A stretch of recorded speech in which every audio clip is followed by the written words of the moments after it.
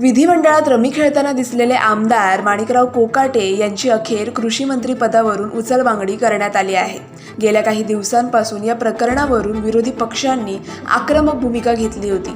या घडामोडीनंतर आता माणिकराव कोकाटे यांच्याकडे दत्तात्रय भरणे यांच्या क्रीडा आणि युवा कल्याण खात्याचा पदभार देण्यात आला आहे। तर महत्त्वाचे कृषी खाते आता दत्तात्रय भरणे यांच्याकडे सोपवण्यात आले आहे, ज्यामुळे ते राज्याचे नवे कृषी मंत्री बनले आहेत। रमी प्रकरणी विरोधी पक्षांनी माणिकराव कोकाटे यांच्या राजीनाम्याची मागणी लावून धरली होती।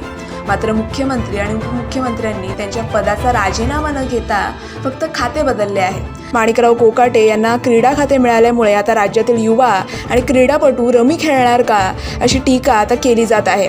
राज्यातील या रमी सत्राचा झालेला हा शेवट तुम्हाला पटलाय का? कमेंट करून नक्की सांगा आणि अशाच बातम्यांसाठी पाहत रहा नवा काळ।